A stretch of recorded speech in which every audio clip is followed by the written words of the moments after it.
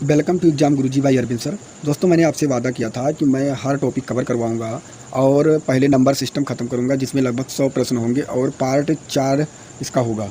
Part first आ चुका है, part second आ चुका है और ये है part third video number system की। और आपको बता दूं, अगर आपने पार्ट फर्स्ट और सेकंड नहीं देखा तो आप जाकर देख लीजिए। मैं नीचे डिस्क्रिप्शन में लिंक भी दे दूँगा और इसका PDF आपको जब पार्ट 4 आ जाएगी तो आपको चारों के चारों मिल जाएंगी। और दोस्तों, वही प्रश्न नंबर सिस्टम के मैंने लिए जो कहीं ना कहीं पेपर में पूछे गए हैं, तो प्लीज़ आप टाइम इन्वेस्ट ना करें और मैं ये यूनिक तरीके से आपको बताता हूं कि आपको प्रश्न कैसे हल करने हैं। तो पूरा वीडियो देखें, अंत में आपको कमेंट में फीडबैक जरूर देना कि क्लास आपको कैसी लग रही है, क्योंकि आप लोगों का प्यार और सपोर्ट रहा तभी ये क्लास चलेगी, अदरवाइज क्लास बंद कर दी जाएगी। तो चलिए एक एक प्रश्न को हम देखेंगे। अब पहला प्रश्न आपके सामने है, यदि संक्रिया स्टार को ये स्टार बी बराबर a plus B minus A B से परिभाषित किया गया है तो 5 स्टार 7 या 5 स्टार 7 किसके बराबर है? इसका आंसर आपको बताना है। तो यहाँ पे आप देखेंगे, यहाँ पे लिखा गया है ये स्टार बी और यहाँ पे दिया गया है 5 स्टार 7। कहने का मतलब ये का जो मान दिया गया है 5 दिया गया है और बी का मान दिया गया है जो क्या दिया गया है 7 दिया गया है। और आपको इसी पर रखना है a plus B minus A b minus A b. अगर a का मान 5 दिया गया तो आपको यहाँ 5 रखना है, प्लस b का मान 7 दिया गया तो 7 रखना है, माइनस रखना है, फिर a के मान पर 5 रखना है और b के मान पर इसके बीच का चिन्ह गुणा होता है और 7 रखना है। तो 7 5 हुआ 12 और माइनस करेंगे 7 बचे कितना हुआ 35। 12 से अगर जब आप 35 निकालेंगे तो आपका बचेगा -23 और -23 इसका करेक्ट आंसर होगा, जो कि ऑप्शन नंबर सी में दिया गया है। सी इसका करेक्ट आंसर हो जाएगा। अगला प्रश्न आपके सामने है, इसका उत्तर आपको देना है। 1/0.04 किसके बराबर है? अब ऐसे प्रश्न को अगर बताना पड़े आपको तो ये समझ जाइए कि आपको कुछ भी नहीं आता। ये बिल्कुल लीजिए 1/0.04। अब आप देखिए इस पॉइंट या इस दशमलव के बाद कितनी संख्याएं लिखी गई हैं। आप कहेंगे इस दशमलव के बाद 2 संख्याएं लिखी गई हैं। अगर हमें दशमलव हटाना है तो ऊपर 2 जीरो बढ़ा देना है। अब संख्याएं खत्म हो चुकी हैं। अब ये आप समझे यहाँ कुछ भी नहीं है, तो 4 से काटेंगे, 4 एकम 4 और 4 25 यहाँ 100। तो इसका आंसर आया दोस्तों, 1 का मतलब नीचे कुछ नहीं होता है। इसका आंसर आया 25। 25 इसका करेक्ट आंसर हो जाएगा, जो कि ऑप्शन नंबर डी में दिया गया है। डी इसका करेक्ट आंसर होगा। अगला प्रश्न आपके सामने, इसका उत्तर आपको देना है। 4 क्रमागत संख्याओं का गुणनफल निम्नलिखित में से किस संख्या से हमेशा विभाजित होता है? अब देखिए 4 क्रमागत संख्याओं का गुणनफल, यहाँ ये नहीं पता है कि 4 क्रमागत कौन। कब क्रमागत का मतलब सिर्फ इतना आपको पता होना चाहिए, जो क्रमागत होता है, क्रमागत का मतलब होता है, क्रमागत का जो मतलब होता है वह होता है लगातार, लगातार कोई संख्या। अब लगातार संख्या कहने का मतलब अगर कोई संख्या पहले n रही होगी तो दूसरी संख्या क्या होगी, n+1 होगी, और तीसरी संख्या क्या होगी, वह n+2 होगी, और चौथी संख्या क्या होगी, n+3 होगी। ये 4 क्रमागत इस तरह संख्याएँ होंगी। अगर मैं n का नाम, n के मान पर कोई भी संख्या रख दूं, अगर 1 रख दूं तो यहाँ पे मैं क्या रखूँगा, अगर n और ये भी 1 होगा और 1 1 क्या बन जाएगा 2, और यहाँ पे 1 होगा, 1 और 2 क्या बन जाएगा 3, और यहाँ पर भी 1 होगा क्योंकि मैंने n का मान क्या रख दिया 1, और n अगर यहाँ पे भी 1 होगा तो 3 कितना हो जाएगा 4। और इनका गुणनफल, तो इन सभी का मैं क्या कर दूँगा गुणनफल। तो इनका गुणनफल क्या होगा, 4 3 12 दूना 24, 24 एकम 24। पूछा गया किससे विभाजित होगा, तो 24 इसमें से केवल ऑप्शन नंबर सी 24 से ही विभाजित होगा, जो कि correct answer option number C सही हो जाएगा। आप कुछ भी रख सकते हैं, 1 रख सकते हैं, 2 रख कर देख सकते हैं, 3 रख कर देख सकते हैं। जो संख्या आएगी वह सदैव 24 से ही विभाजित होगी। लेकिन आप जब ऐसे प्रश्न को हल करें तो सबसे छोटा से छोटा अंक रखने से ये फ़ायदा होता है कि प्रश्न जल्दी सॉल्व हो जाते हैं। अगला प्रश्न आपके सामने, इसका उत्तर आपको देना है। 30 मीटर लंबे कपड़े से प्रत्येक 225 सेंटीमीटर माप वाले 12 टुकड़े काटकर बेचे जाते हैं, तो मूल लंबाई का कितना भाग शेष बचता है? अब आप ये बताइए, यहाँ पे कपड़े कितने हैं, 30 मीटर हैं, और जब वह काट के बेचा जाता है तो कितना कपड़ा बेचा जाता है, 225 सेंटीमीटर माप वाले कितने टुकड़े बेचे जाते हैं, 12 टुकड़े बेचे जाते हैं। अब आप देखिए, यहाँ पे मीटर में है और यहाँ पे सेंटीमीटर में है, तो हम क्या करेंगे, अगर ये सेंटीमीटर में है तो मैं भी इसे सेंटीमीटर में बदल लूँगा। सेंटीमीटर में बदलने के लिए सदैव 1 मीटर में 100 सेंटीमीटर होते हैं, 100 से आप गुणा करेंगे तो आ जाएगा 3000 सेंटीमीटर। ध्यान से समझिएगा, आपके पास 3000 सेंटीमीटर कपड़ा है और आप 12 टुकड़े 225 मीटर का आप बेच दे रहे हैं। तो अगर 12 टुकड़ी अगर इससे आप गुणा करेंगे, आप गुणा करके चेक कर लीजिएगा, तो ये आएगा 2700। कहने का मतलब ये हुआ 2700 सेंटीमीटर कपड़ा बिक गया और कुल कपड़ा कितना था, 3000 था। तो यहाँ पे पूछा गया मूल लंबाई का कितना भाग शेष बचता है। अब आप ये देखिए 3000 पूरा था, कितना था 3000 अगर आपके पास पूरा कपड़ा था और जिसमें से 2700 बिक गया तो बचा कितना, आप कहेंगे 300 बचा, तो बचा केवल 300। बस आप काट दीजिए 00 से 00, 3 एकम 3, 3 दहमा 30, तो 1/10 भाग केवल आपके पास बचा, जो कि ऑप्शन नंबर सी में दिया गया है। सी इसका करेक्ट आंसर हो जाएगा। अगला प्रश्न आपके सामने, इसका उत्तर आपको देना है। जब किसी संख्या के 8 गुने में 4 जोड़ा जाता है तो प्राप्त परिणाम 3 अंकों की सबसे छोटी संख्या होती है, तो वह संख्या क्या है। अब किसी संख्या को बताया गया है, कौन सी संख्या ये नहीं पता, इसके लिए हम क्या करेंगे, उस संख्या को हम यक्ष मान लेंगे।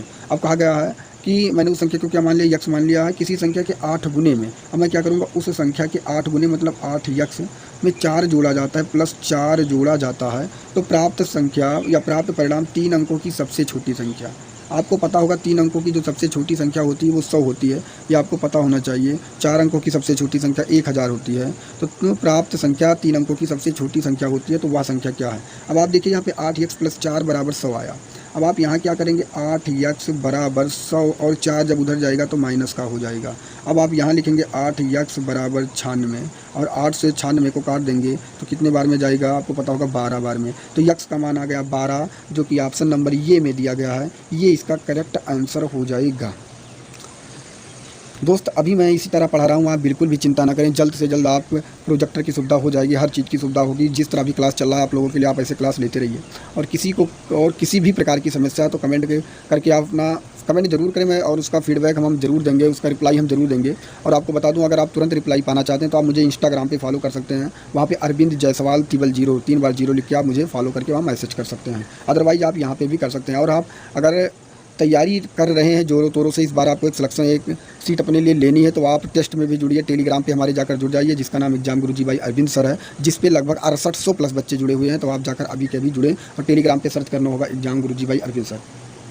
अगला प्रश्न आपके सामने है, इसका उत्तर आपको देना है। निम्नलिखित में से कौन सी संख्या परिमेय संख्या नहीं है।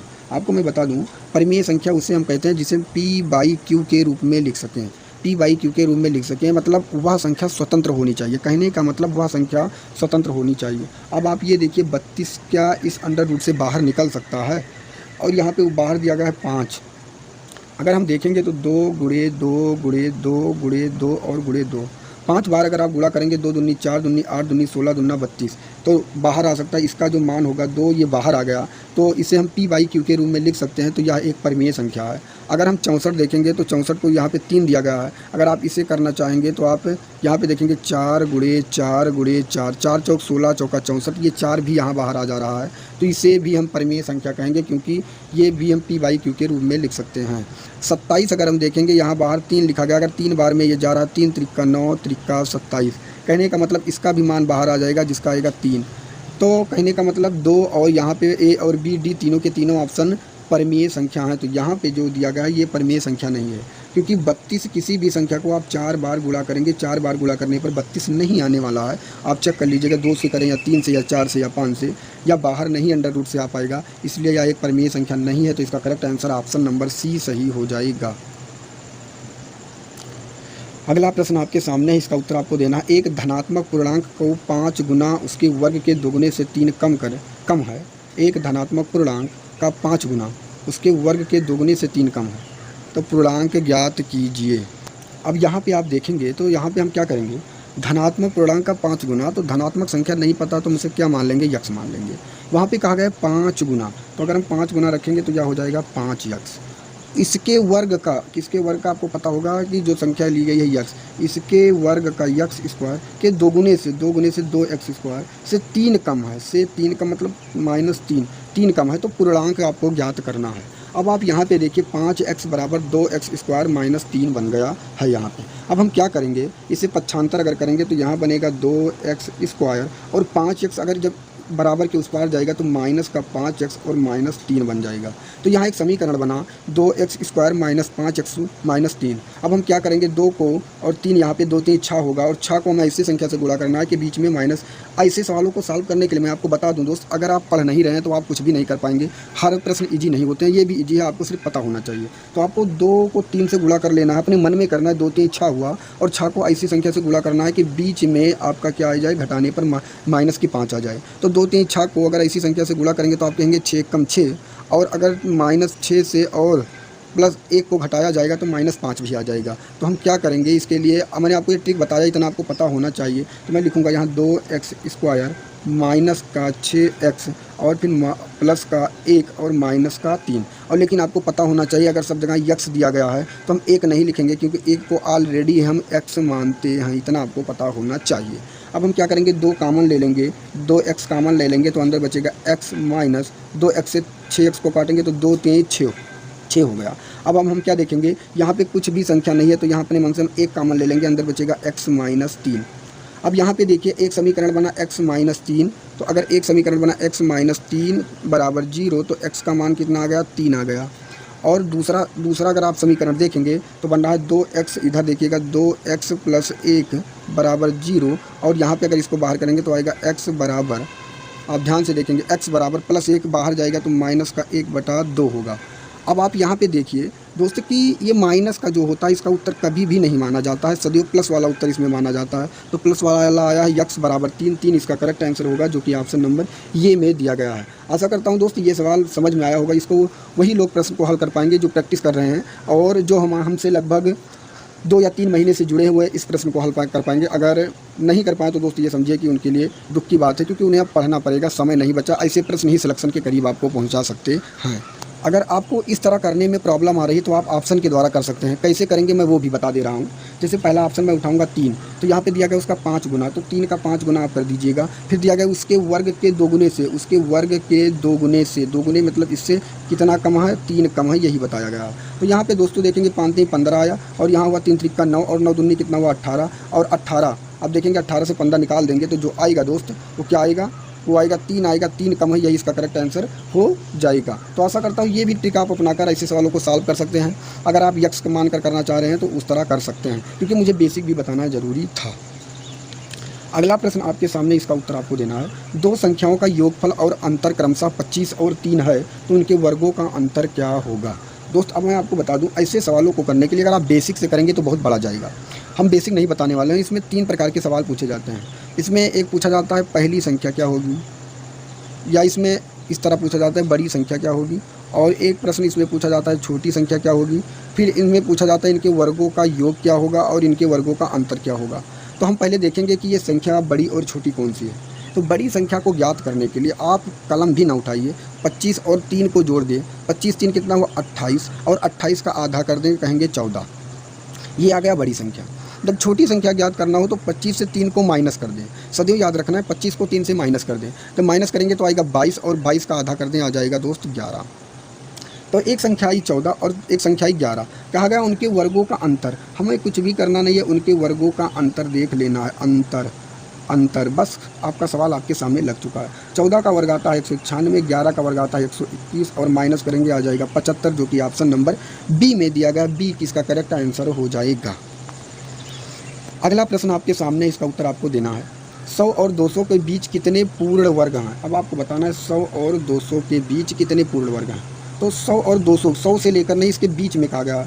तो 11 गिरा यहाँ 121 आ सकता है, 12 को करेंगे तो 144 आ सकता है, 13 को करेंगे 169 आ सकता है, 14 को करेंगे 196 आ सकता है, 15 को करेंगे तो 225 आएगा, लेकिन 200 के ऊपर हो जाएगा, इसलिए हम इसे नहीं रखेंगे। तो पूछा गया कितने हैं, तो 1 2 3 4 पूर्ण वर्ग हैं, जो कि ऑप्शन नंबर बी में दिया गया। बी इसका करेक्ट आंसर हो जाएगा। अगला प्रश्न आपके सामने, इसका उत्तर आपको देना है। 1 से 9 तक की संख्याओं के वर्गों का योगफल की गणना करना है। अब आपको बताना 1 से 9 तक के इस तरह है, 1 का वर्ग प्लस 2 का वर्ग प्लस 3 का वर्ग, इसी तरह चलते हुए 9 के वर्गों का योगफल की गणना करना है। इसके कहने का मतलब ये है। तो आप क्या करेंगे, इसका जो फार्मूला होता है आपको पता होना चाहिए। इसका फार्मूला होता है n और n + 1 और 2n + 1 बाई 6, ये फार्मूला होता है। और n का मान हम इसमें से सबसे बड़ी संख्या रखते हैं। जैसे बड़ी संख्या 9 है तो हम 9 रखेंगे। बस आपका सवाल लग चुका। तो जहाँ पे n दिया गया है वहाँ पे हम 9 रखेंगे, और फिर ब्रैकेट में 9 + 1 जोड़ेंगे, कितना बनेगा 10, और यहाँ पे 2 और 9 यहाँ हो जाएगा, 2 9 18, और 1 कितना हो जाएगा 19।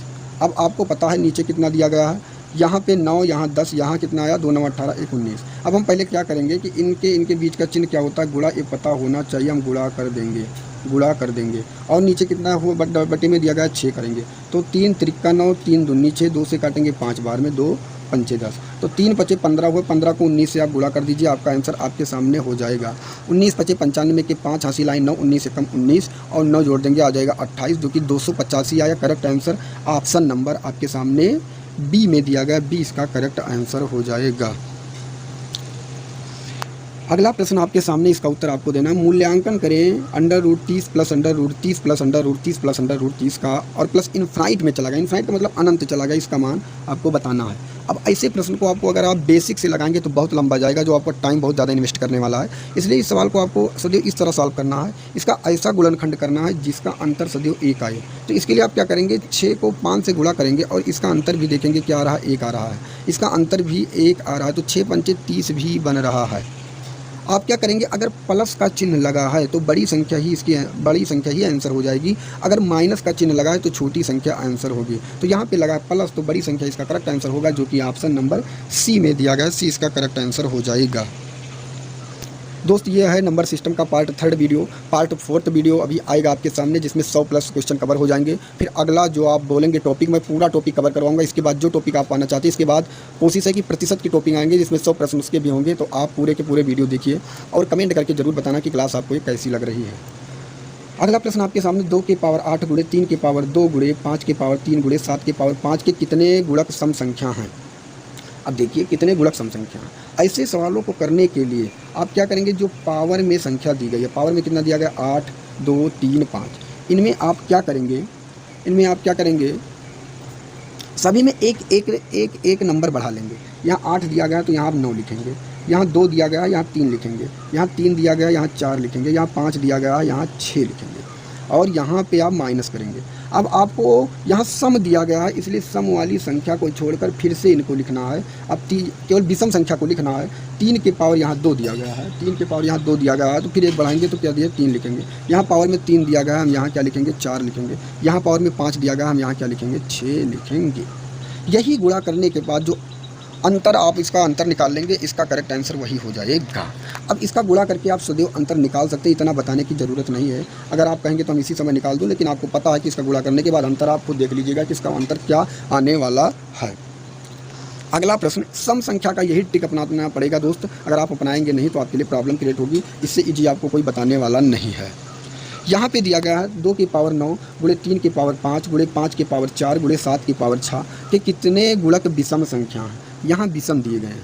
अगर विषम दिए गए तो बिल्कुल भी आपको कुछ नहीं करना है, केवल सम संख्या को आप छोड़ दीजिए और विषम संख्या से केवल एक जो पावर है, पावर में एक संख्या बढ़ाकर गुणा कर लीजिए। यहाँ 5 है तो यहाँ 6 करेंगे, यहाँ 4 है तो यहाँ 5 करेंगे और यहाँ 6 है तो यहाँ 7 करेंगे। मन लग चुका 6 पंचे 30 और 30 को 7 से गुणा करेंगे, हो जाएगा 210। 210 इसका करेक्ट आंसर होगा, जो कि ऑप्शन नंबर सी में दिया गया है।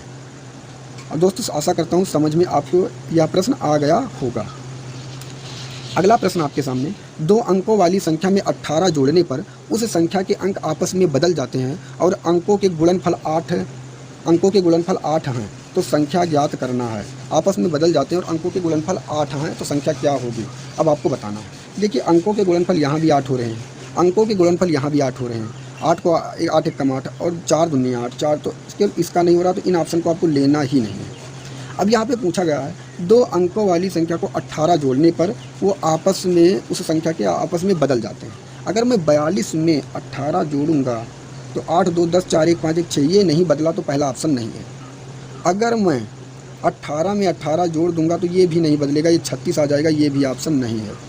अगर मैं 24 में देखता हूँ, 24 में अगर 18 जोड़ दूंगा तो 8, 4, 12 और 2, 1, 3, 1, 4, यहाँ 24 था और आ गया 42, जो कि आपस में बदल गया। इसका correct answer option number D सही हो जाएगा। यही यूनिक तरीका अपनाना है और इसी यूनिक तरीके से आप आपको एक सक्षम बना पाएंगे और सिलेक्शन के करीब पहुँचेंगे और एक सीट अपने नाम करेंगे। दोस्त अंत तक आप हमारे साथ जुड़े रहिएगा, आप मैथ में बहुत ही आप अच्छा कर दिखाएंगे।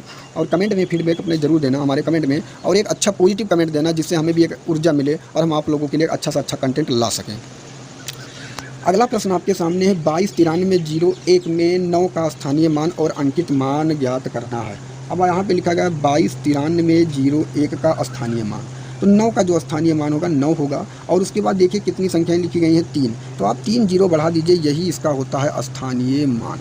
ये आपको पता होना चाहिए। और अंकित मान जिसे कहते हैं, अंकित मान को केवल वही संख्या जो दिया जाएगा उसी को हम केवल अंकित मान कहते हैं। केवल 9 ही अंकित मान होगा।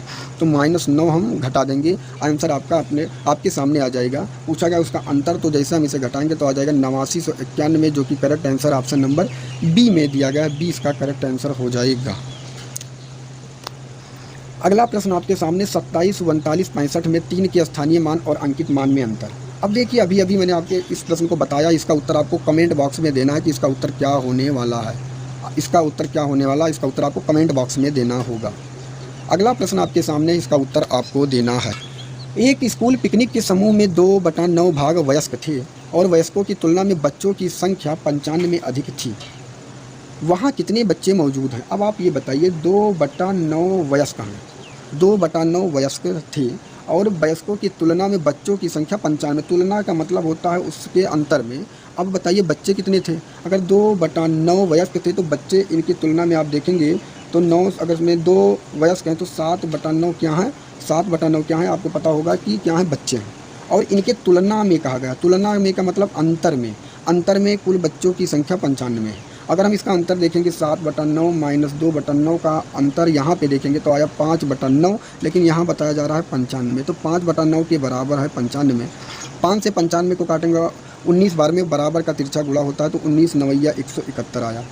तो 171 क्या आया? अब आपको पता हो गया होगा कि 5/9 जो इसका अंतर है, बच्चों की संख्या 95 में थी, अधिक थी, और वहाँ कितने बच्चे मौजूद थे। अब आप देखिए अगर बुजुर्ग 171 हैं, बुजुर्ग 171 हैं तो यहाँ पे कितने बच्चे मौजूद थे आपसे ये पूछा गया है, कितने बच्चे मौजूद थे।